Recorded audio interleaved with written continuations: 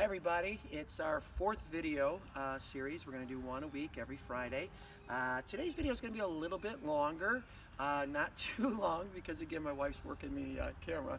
So about 15 minutes, but if I start rambling I'm sure she'll stop me. But anyway, I wanted to do a little bit longer video. I've been asked to do a little bit longer video so the kids actually can take a little break from their schoolwork that they're doing at their homes, and they can watch the animals. And these are all the animals that we bring to the shows when we do the in-classroom programs, we do the birthday parties. These are a lot of my regular guys. So we'll run through them kind of quick, and we're outside. We'll take advantage of that. It's a beautiful day here in the jungles of Ashtabula.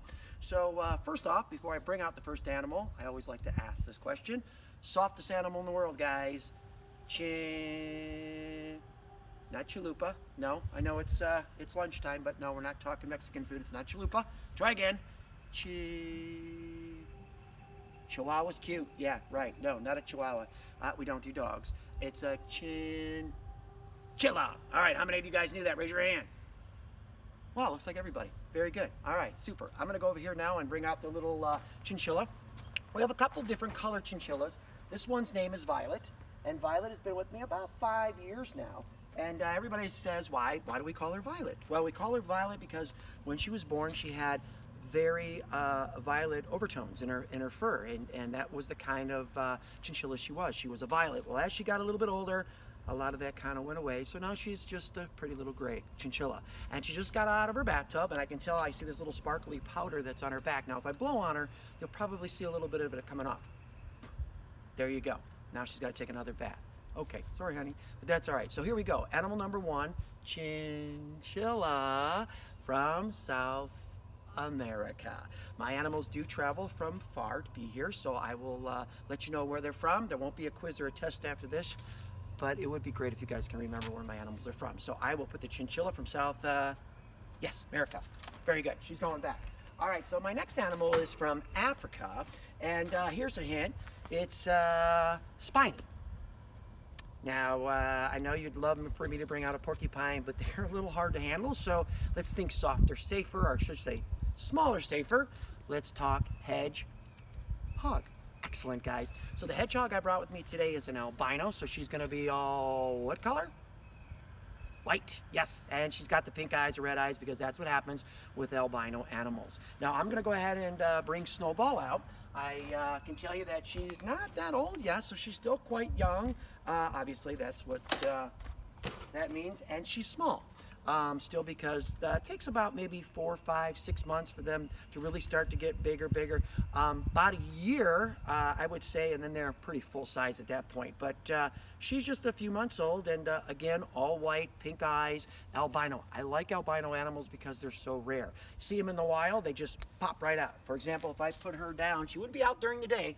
She'd be out at night. But look, she can't hide. She's not brown or tan or gray like her brothers and sisters. She's solid white. So they don't, they're at a very disadvantage, I might say, in the wild. So anyway, I'm going to go ahead and put her back to bed. So we have a African pygmy hedgehog from Africa and a chinchilla from South America. And now we're actually going to meet a little friend of mine from Asia. And what we have here is what they call a Chinese chicken. And I know what you're thinking. You just said Asia, Jungle Terry, and now you're saying China. Well, China is part of Asia. And these chickens are fancy. These are the chickens that the kids like to raise and bring to the fair. So if you're at the fair and you see these chickens there, you can say, hey, that's a Chinese chicken, and it's from Asia. And you will be totally correct. Now, her name is Chicky.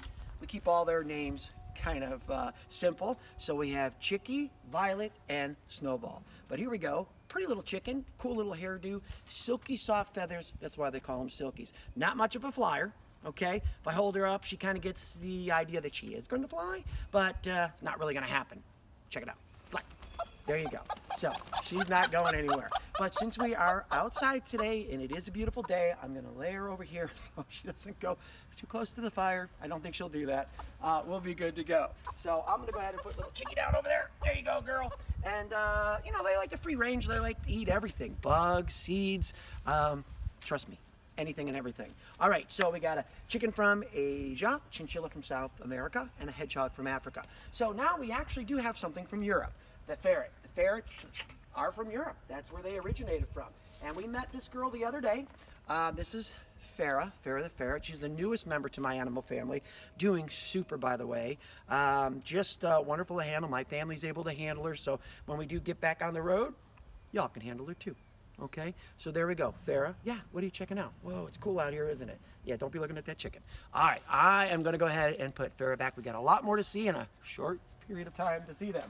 So we got Europe, Asia, Africa, South America. We need someone from Australia. And guess what? This one lives in a tree. No, it's not a koala bear. Sorry, I don't think that's ever going to happen. And obviously, Australia's, has kangaroos, but they don't live in trees. So what I brought that lives in a tree is a frog.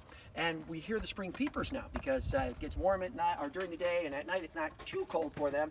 So a lot of those guys out jumping around, climbing their trees. Well, this one's a little bit larger, and I like him because he's easy to demonstrate with. So here we go. Check him out. Any frog can pretty much do this, even the toad. But the tree frog can do this. Wonderful little thing that he can do. He uses his suction cups to stick, okay? Now, normally I just like to use the lid, but right now, today, we're outside. Let's use the real tree. Here we go. Check it out. Now, if he falls off this tree, that would be funny, right? He's been climbing the lid for 2 years. So there you go. His name is Sticky. Again, all my friends have names. Now, the color right now is kind of a darker brownish green. As he warms up, he'll get a real bright green. If it gets really cold, he'll get a really dark brown. Darker colors absorb more heat, and that's pretty much what these guys are all about. Now, they are from the rainforest, so hanging out here for a few minutes isn't a big deal, but they actually have to stay moist. So I'm gonna go ahead and put him back into his little water dish, but we'll get a little close-up here of those toes. He's actually quite a cute frog. Give him a little kiss, he'd make a very, very good-looking prince. All right. I will put my little friend back into his water so he's happy. So guys, we've now met a frog from Australia, a chicken from Asia, a ferret from Europe, a chinchilla from South America, and a hedgehog from Africa. Yeah, where are we going next? North America. And I think we all know where that's at, right? We're there today. So the animal I'm about to bring out, I always bring her with me. She's wonderful. They come out at night. You don't always have to see them to smell them. I should say, you don't always have to see them, but you do smell them. And if you're thinking a bat, you have a great nose. It's not a bat. Raccoon? Yeah, no, it's going to be the skunk. And I've already had the pleasure of smelling a couple skunks this year. I think I have one living under my barn over there, but it's just part of living out in the country. Oh, no, you have them in the city as well. Yeah, they're everywhere. But not quite the color of mine. I actually have a little bit different one for you today. I don't have my white one. Aspen has the day off. I have brought Aspen's brother, Coco. Now, if you've met Aspen, the white skunk, likes to hide that head every time I bring her out. Well, Coco's a little bit different. Coco is not shy at all. Just getting a little big, but that's about it. But we'll get her out. Oh, and he likes to read the newspaper. Actually, he likes to make a nest out of the newspaper. Normally, they would use leaves and things like that in the woods to make their little dens out of, but he likes his newspaper. We recycle. There we go. All right, so we're going to bring this cutie pie a little bit closer. All right, so there you go. Now, I do want you to take note. They got really big claws, and they have these big claws because they dig. Out in the wild, they come out at night, they sniff the ground, they find their favorite food. Anybody know what that is? Grubs. Excellent. Grubs are under the grass. Not everybody's grass, but they're there. And if they are there, they will find them. And they need to dig them up with these big claws, and that's why they have to be so large and strong. Because in the summertime, the ground can get quite hard. Right now, it's super soft. They still have to be able to get into those grubs. And those claws totally enable them to do that. Now, they are nocturnal, and they do obviously like to sleep during the day. So I'm going to go ahead and put this little sleepyhead back. But this is Coco. Coco will be 4 in June. Same age as the white skunk, Aspen, that I had out for y'all last week. Now, again, she likes to hide. He never does. So I will put him back because we've now met animals from all around the world. Not quite done yet. I know I cannot leave until we get a chance to see some reptiles. So of course, that's what we're gonna do next. And if you've seen me before, gotta have the famous turtle race, right? So I got a couple of box turtles, Rescue and Lucky. And what I'm going to do today is I'm simply gonna set them down on this lid. And then the very first one that gets off that lid, not all the way because that could take all day. The first one that steps off the lid will be today's winner, okay? So what we have here is we have the boy. His name is Lucky, and her name is Rescue, and she's a girl. And there are ways to tell. We won't get into that right now, but I am going to put them down on the lid. We are going to have this race, so let's hear it for the girl. Yes! Let's hear it for the boy. Really? It's always like that. All right, so here we go. First one that steps off the lid's going to win. Here we go. Get them lined up. All right, on your mark. Girl, boy, get set. This is exciting stuff here, guys. Ready, go! Yeah, looks like the guy's gonna win. Come on, buddy. All right, that's good, everybody. Yeah. He hardly ever wins. I'm very proud of him today. Not exactly sure why she hasn't moved, but I will tell you this. Turtle shells are made out of bone. They can feel through their shell. What I'm gonna do right now, I'm gonna reach down there, I'll tickle her shell, should get her to move. Here we go. There you go. Oh, there he is. See? Come on, you can take second place. Yes, there you go. All right. Now, guys, I'm going to go ahead and put these guys away because they will eventually get away, as you can see. And I wanted to bring out my big girl, Torty, my giant tortoise from Africa. And you know what? We do have big turtles around here. We do, but we don't ever want to touch them because the big turtles around here are not tortoises. They are actually snapping turtles. Our snapping turtles are the largest turtle that we have in Ohio. Now this girl, coming from Africa, vegetarian, she loves to get out in the grass, and since it's such a beautiful day today, I put her down, we're gonna let her eat. Now, if I've ever been to your birthday, or at the schools, you know this, if you're not too big, you get to sit on her and ride her. So what I'm gonna do something today for you, I'm gonna take her out. Oh, I'm gonna set her down here in the grass. All right, there you go. Now, if you're replaying this at your birthday party and right now you would be the one that came over here and sat on her shell, but you know, can't do that right at the moment, so we're gonna try this. We're gonna go ahead and give you a turtle view. So this is exactly what you would see from the top of the turtle shell. There you go. Wow, exciting, right? Oh, and you're moving a little bit. That was exciting. So there you go. The top of the turtle shell view. Perfect. All right, well, we're going to let her graze because she loves to do that.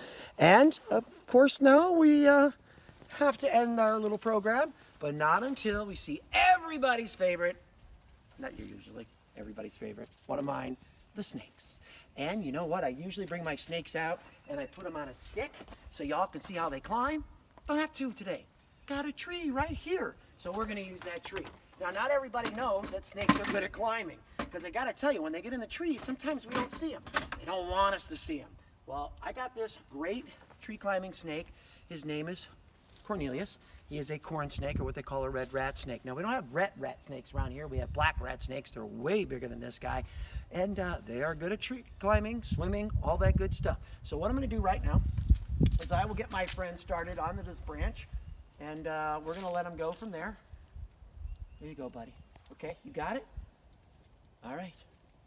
Now, while he's climbing on that, I have another albino. And since we're talking snakes, we're talking about an albino snake. A white bull snake. Very, very, very cool. And I would say pretty rare. And this snake is amazing. But again, think about it. White snake in the wild. Now, if this tree all had all of its leaves, that guy would blend right in pretty fast. It'd be hard to see. White snakes, they can never blend in. And some of the boys and girls say, well, he can hide in the snow.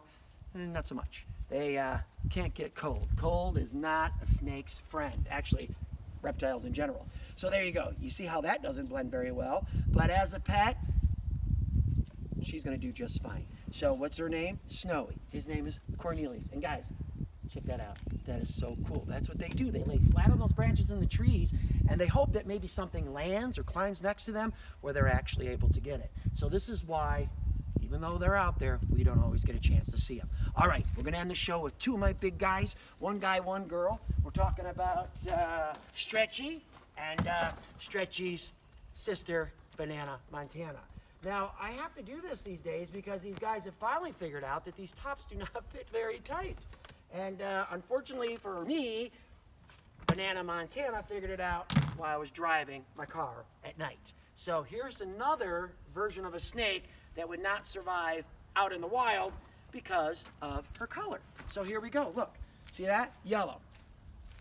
Now the normal color of the Burmese python is brown and tan. And instead of me just trying to explain that to you, I'll bring him out. And she is 3, he is 4. So there's a difference in about a year. So I'm gonna go ahead and bring him out right now. Oh yeah. Oh yeah. Yeah, what a difference a year makes. All right, I'm gonna go ahead and put this guy down as well, as easy as I can. There you go, buddy. Hey sis, what's up? There. Okay, now, that is the natural color of the Burmese python. Now, they're both gonna start crawling around once they warm up in the sun. I gotta show you one more thing. Just happened this morning. See how shiny he is? I'll show you why. Here you are. Look at that. Just shed his skin. And as these snakes grow, they get rid of their old skins. Now, they don't use this for anything because this is actually very thin, rips apart like plastic. So once they take that skin off, they really have no need for it. So what I do is I kind of save it, put it away, and when we start getting back there on the road, I give it away. Because not everybody has snake skin. Not everybody wants snake skin, so that'll be your choice. All right, guys, tell you what, we got to wrap things up. I want to thank you again for checking us out this week. We'll be back again the following week, and we'll see how this longer video goes. But I'm okay, and my wife's still standing, so I think she's okay. But hey, I just want you guys to know we really do miss you out there. Can't wait till I'm actually able to do this again in your driveway, in your classroom, wherever you want me to be. So until then, everybody, have a wild and wonderful, safe day. Bye-bye, you guys.